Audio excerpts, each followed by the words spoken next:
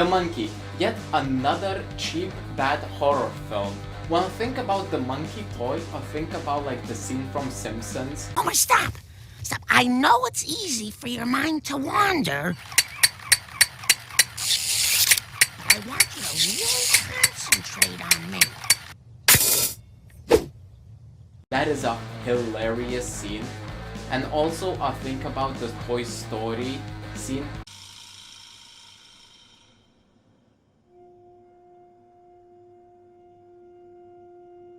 That is one of the like scariest portrayals of this monkey toy I've seen. So if the movie is half as good as that, we're in for a good ride. The movie is based from a Stephen King short story, which nowadays so many horror films are made because of Stephen King. But yeah, honestly, like short story, it means that they don't have enough material to make a good feature long film.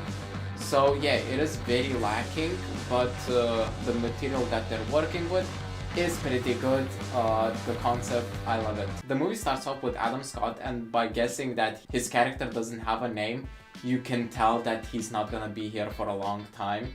So yeah, we get to see the monkey very quickly into the movie, and I like the design of it. It's still like creepy, scary, but nothing too crazy, like they didn't try to make it extra terrifying.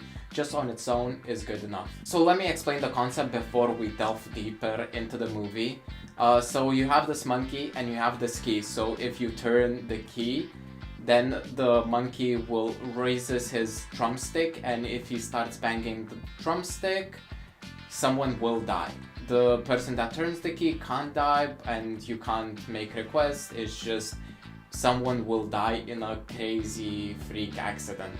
It honestly has a similar vibe to Final Destination with the amount of kills it has and how the kills are portrayed and how unique they are. But the similarities end here, and honestly, like the film feels like a cheap version of Final Destination. So Adam Scott tries to return the monkey, but the store's owner says that like you can't return a toy, and then he says like, oh, don't call it a toy.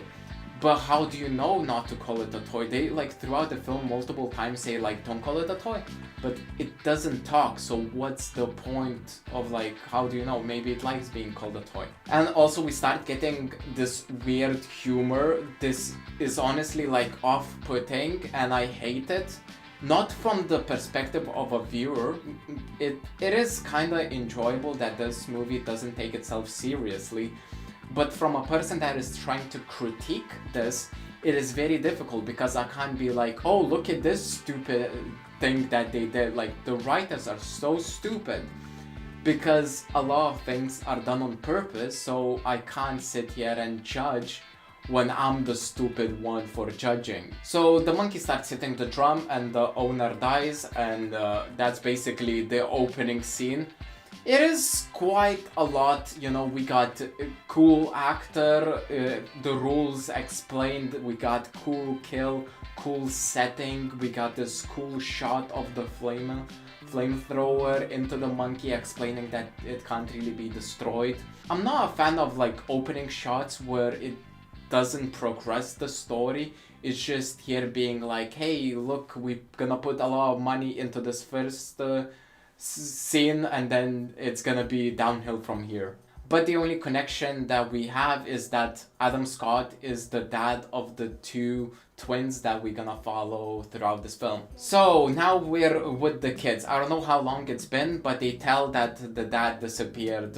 He went to grab cigarettes and never came back. And we follow these twins, mainly the kid with the glasses. I want films to explore more of the sibling relationship because I think it's very like, could be funny. Say it or I'll eat the rest of your placenta, bitch. And heartwarming, but so yeah, in this film, the humor when it comes to the sibling drama, I actually enjoy it. It's pretty funny, it's pretty good, but because it's trying to be a horror film, everything is so overreacted. You know, like one sibling insults the other, and then the other kid wants to kill his brother.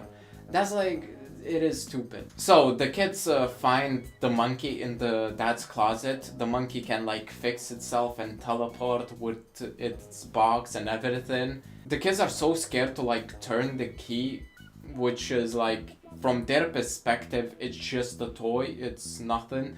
But you know, from our perspective, we know that it's gonna kill someone.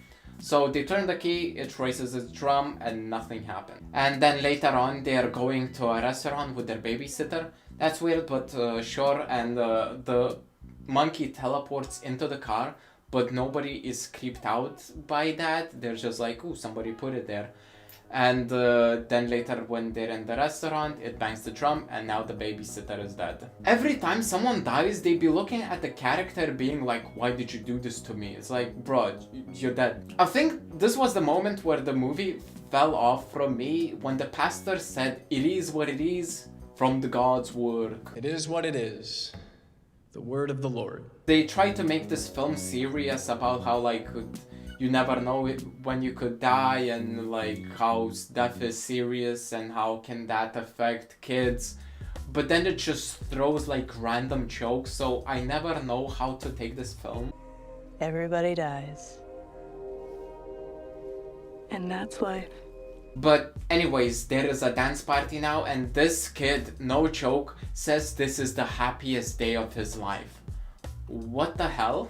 Then it starts having this weird structure to the film where it's just like, we see a kid at home, then he goes to school, then he gets bullied by these goon squads that just say the most random ass confusing thing. See, you're wearing pants. Steals his pants, then he goes to back home, then he goes back to school, then he gets like thrown like bananas. Like, the intense of bullying is crazy. Who could like buy so many bananas to bully someone? So the kid now comes back home, and I don't know if I missed something or what happened, but the kid blames his brother, even though we clearly saw that brother has nothing to do with like the bananas and bullying. But he blames his brother, turns the key and says like, kill my brother. The monkey bangs the drum, and then it bangs your mom. So anyway, we're now in a funeral, and the kid has like an amazing tactic to be like, wake up mom. Mom, wake up. That did not work. And then after the funeral, the kid goes to sleep with a meat cleaver, which is like, I thought like he's gonna kill his brother or something weird. But no, he just went to sleep so that later he could wake up, go to the basement and chop up the monkey. Never mind, the monkey returns to the other brother perfectly fine.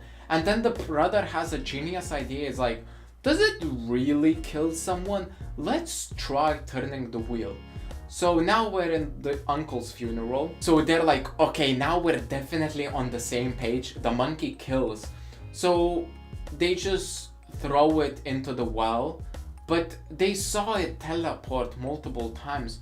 Why would throwing into the well help it? But sure, I guess. Now we have like a crazy jump in years. It's 25 years later. There was no incidents with the monkey, and we followed again the brother with the glasses one, and he's working at the shop, but he's still terrified of the monkey. He doesn't have friends. He doesn't want to have anyone close that the monkey would kill him. He has a kid though, but he only sees him once a year. It's his decision.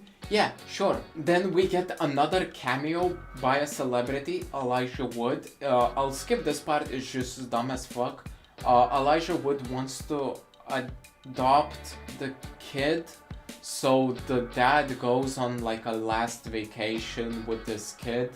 And you know, the kid and his dad talk about like normal stuff, like the kid asking like, yo, do you have any brothers? Bro, it's been like what, 15 years? Like you're 15-year-old and you don't know if your dad has siblings? That's crazy. After whatever was that, he goes to sleep and has like a weird dream. And after that, his brother calls, who he hasn't seen in like 10 years, saying like, yo, the monkey's back. Like this granny that we saw die with this like comically huge gun. She like falls through the stairs into like a fish hook face first, but she's not dead yet. She then goes to pick out the fish hooks, and then for some reason she wants to test the fire of like the gas oven, and then her face burns. I don't think that was the monkey's doing. I think she's just dumb as fuck, and that is called natural selection. But she also like runs around with this fire head, something like out of Scary Movie, and into the sign. But anyway, the brother is like, yo, the monkey's back and you need to find it before it kills your son. That is weird, why don't you find him? But sure. At first he doesn't really want to or even believe his brother, but then this girl jumps into the pool and literally gets electrocuted to an explosion. That is nuts. But yeah, after that he goes to sleep and then has another dream. I think the director just forgot that he just put a dream like a couple minutes ago. But anyways, he wakes up and then he panics that his son is nowhere near, and then someone is at the door knocking. Like, who are you scared for? Like, the worst case scenario, it's the monkey knocking at your door, which like you're trying to find it. But anyways, it was its son, and they go on a little adventure to find the monkey. The house that the granny was living is now for sale, and the saleswoman is showing her around, but the tour gets cut short because her face got exploded into this by bits by the shotgun. Ain't no way you didn't hear that. I know you have AirPods, but don't bullshit me, bro. And I hate how the kid is written. He is not funny, he is not interesting, he is not realistic. It is definitely written by a fucking 15-year-old that doesn't know how kids talk, because he's always with these snarky, stupid comments. Like, who are you trying to be? Oh, no thanks, Barbara. I'm just a kid who doesn't buy many houses. But I also didn't know that I have an uncle. And also, I will get off my chest, there is so many jokes that just don't make sense. Like these cheerleaders cheering in a crime scene when like the body gets wheeled away. Like, what does that mean? Anyway, so let's get a lot of the plot out of the way. The main guy opens a phone book, I don't know why, but he instantly flips to a page randomly just by luck, where it shows Mrs. Monkey, which that's how his brother called him once. And yeah, he created the phone number. Sure.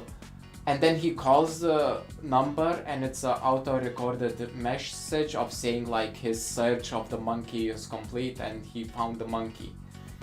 Which then he connects all the dots because there has been a lot of deaths in that town, and that the brother found the monkey and is just turning the key to kill the entire town. Does that make sense to you? It doesn't to me, but sure. The part that doesn't make sense is why the brother called him to ask to get the monkey, even though at that point he already had this Eddie from Stranger Things looking ass buy it from a yard sale before even the granny got killed. And then who like has a weird little like his side story that the monkey reminds him of his dad, who was a cop that left, and now like after he sold it to the brother he wants it back, but then the brother is like, no, you're not getting it back, obviously. And then the stupid ass Eddie looking ass decides to kidnap the main character and his son to get the monkey from him because he's young enough to fit through the doggy door. But the main character before going is like, whatever you do, like do whatever you want, but just don't turn the key. Remember that, okay? You guys, remember that he said don't turn the key. So he goes in. The place is like crazy. It's filled with like booby traps and like this cool villain layer of screens. I don't know why would he have like booby traps and these screens. It just seems stupid, but it looks cool on camera. And then he has like huge monologue of how like this monkey's broken and you have to turn the key to see it, and then the kid is instantly like, okay, I turned the key. But obviously not the main character dies, the Eddie character dies by literally top 5 worst ways to go. But anyways, the brother then flips out, starts like screaming, starts fighting with the monkey, who like glitches, yeets him into the corner of the room and starts like going crazy on the drumsticks that just kills the entire town. Like churches are burning, planes are going down, like this bride from space falls on the roof. The main character comes and they talk it out with this sad, deep dialogue, which like at this point the film is so goofy as fuck, it doesn't matter. And then even though he finds out that his brother has been trying to kill him for 25 years, he has been searching for the monkey so he would kill his brother because he killed his mom, and he's like, I forgive you, let's go to a road trip together, you know, I still have a couple days with my son, let's go all together. So then he dies. And then our protagonists go into the sunset with also this random fucking humor of this devil demon looking ass showing up.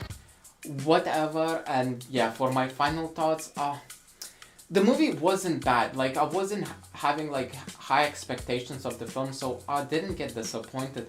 But it just tried to be a lot of things at once. Like, it definitely pushed a lot of the comedy, which 90% of the jokes just were absolutely horrible.